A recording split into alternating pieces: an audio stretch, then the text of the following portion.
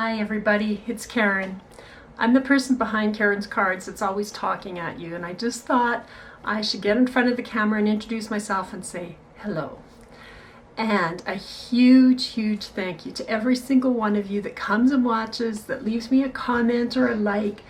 I cannot tell you how much I appreciate you guys. I truly do, from the bottom of my heart. So today's card, it's another interactive card, and I saw this first on Pinterest, and I'm going to leave a link to that Pinterest post down below. But it's taken me a while to figure out how to make this because the instructions were not very complete. There was no talking in it. I think it was, somebody that didn't speak English that made it. Now, but it's a really fun card, and you'll see that in a minute. So I'm hoping that I've got the instructions right for you. I've made a few of them now and they seem to work. I have, I'm hoping I'm going to have a PDF for you down below. I've never done this. I'm not a very tech savvy person. You've probably guessed that. But I'm going to try to put a PDF down below so that you can print off the instruction sheet if you want. Otherwise, watch the video and you'll figure it out. So let's go have some fun. So here's the card. How much fun is that? It's a double spinner card. So you can see there are two rings that kind of spin around as you open it and close it. And I've got 3 cards for you today. All of them I've been using these Paper Rose Studio embossed die cuts, and these are the cut aparts. I think this is called the Rainbow Garden cut aparts, this set. They come on a really thick cardstock and you can just cut out the images that you want. So that was, I think, Rainbow Garden.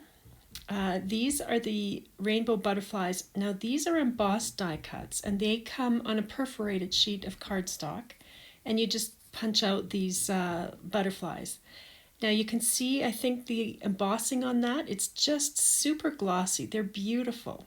They're all rainbow colored. And these are the Rainbow Twirl Bouquets. Now these are die cuts, so they come on a perforated sheet of cardstock as well, but they are not embossed. But they are beautiful bouquets, and I've used a number of these today too.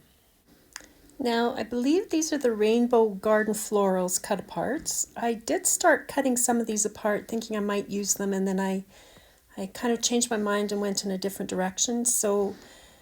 But I just thought I would quickly show you what's in these. They're just beautiful. This whole collection was really something else. Now, I did die cut this one, and I did use this in one of the cards I made for you today. So you'll see that a bit later. Okay, now this is what I'm hoping will come in the PDF for you. I'm hoping it's down below, but if not, maybe take a screenshot just so you've got this, or just come back to the video. I'm going to go through it with you anyway. So the basic mechanism, I used 110-pound cardstock for all of my mechanism part today. And I do think you should use a good strong paper like that. Basically, the square is 4 inches wide by 3 3/4 inches long. So not quite a square, but close. Now with the 4-inch edge along the top, I'm going to score at 5/8 of an inch, 1 1/4 inches, 1 7/8 of an inch, and then we'll jump across to 3 3/8 of an inch. Now with those first 3 vertical lines to the left, I'm going to rotate it so now they're up at the top.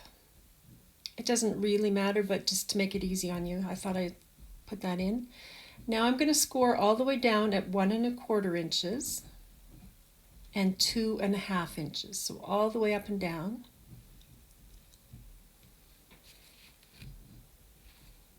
So that's what you've got now so far. Now between that 3rd and 4th line, we are going to score just between that line, and we're going to score at 5/8 of an inch. So I've got it put back in, and I just kind of use my bone folder and sort of pull it down lightly so I know where the line is, and then when I get to that 3rd and 4th line, I just push into the scoreboard. And then on the other side at 3 1/8 of an inch. So I kind of wanted to skew there, but bringing it back down and pushing in when I get to the 3rd line and all the way down to the 4th. Okay, so it should look like that. Now I've marked with an X all the pieces we're going to get rid of, and I do have that on the PDF, so hopefully you'll have all that. But we're going to cut up. I've got the 3 vertical lines on the left side, and I'm cutting all the way up all the vertical lines to that first score line. So they're all the way up. Now we're going to remove this first section, leave the second, get rid of the third. We're going to cut that flap in half where we scored it before, and then remove the last section. So it looks like that, and then we're going to rotate it now and cut again all the way up those vertical lines just to the first score line.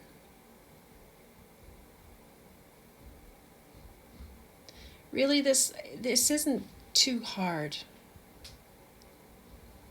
So all the way up. Now we're going to remove that first section, remove half that flap, remove the next one, save the second last one, and get rid of the very last one. And that's the bulk of it. Now those 2 half flaps, I start by turning those back and under and giving them a good bone, press with the bone folder. They are actually going to make the bridge, so I'm going to glue them down now just to keep them out of the way, but they just reinforce the bridge mechanism of this whole pivot mechanism. So you can see here, that's the part we just did. So I folded those under, and that just allows it to stand up a little bit better. Okay, now we're going to score in this square. So across those 2 rectangles, we're going to score from opposite diagonal corners. So I just line a piece of masking tape up on my scoreboard so it's right along one of the score lines, and then I can position that mechanism so I'm scoring from the top right corner down to the bottom left. So there it is. And then I will turn it and I will score from the top left side to the bottom right. Now you could mark your scoreboard with a marker. I just choose not to do that. Okay, so we're going to start folding things under. So I'm folding that first flap down, and I'm jumping across one horizontal score line or vertical score line, because that middle one we're going to fold the other way. Okay, so you have a mountain, valley, mountain, and then we're going to fold all those diagonal lines down and under in a mountain fold.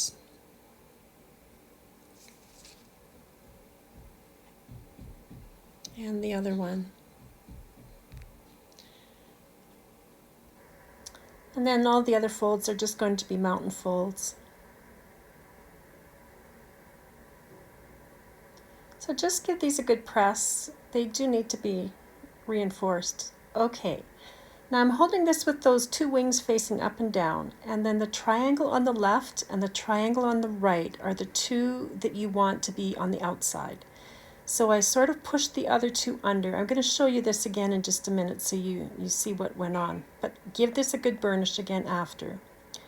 So there you can see the triangle on the left, that one there, and the one on the right are the 2 that are going to stay on top. So you're just pushing those other 2 down and under and reinforcing that fold. And that's our mechanism right there. Now those wings, I honestly don't know if you need to fold these. I fold them up, if anything, because they're going to be flat against the card base. So here's how it all goes, just to give you a bit of an idea. That's the mechanism. So that's the upper wing that was up there. And then the lower one is down at the bottom, and it attaches to the donut circle. So I don't know that you actually have to fold those wings, but I did. Okay, now here's my card base. I've attached some pattern paper from the Rainbow Twirl 2 pack, and I've die cut a circle that is 2 7/8 of an inch in diameter. Now this card measures 5.5 inches across by 6 inches tall, and I actually preferred this in the end. My other 2 are 5.5 inch square, and so you'll see those in a bit. But we're going to take this mechanism with it folded up. That little flap is going to be what attaches right against the fold line. So I am flipping it over and I'm centering it so that that triangle points to the center of that die cut opening. and that right rectangular flap is now butted right up against that fold line. So right there, and then all I do is I fold the flap up and I put some glue on it. And I do use quite a bit of glue because this is what's holding it in place. So a fair bit of glue there. Fold it back down and make sure it's buttered right up against that fold line again. Now I've got a donut ring that is 3 3/4 inches on the outside diameter and 1 7/8 of an inch on the inside. And I'm threading it through that mechanism. So I've threaded it through the wings and the whole mechanism. And you definitely want to have that in place before.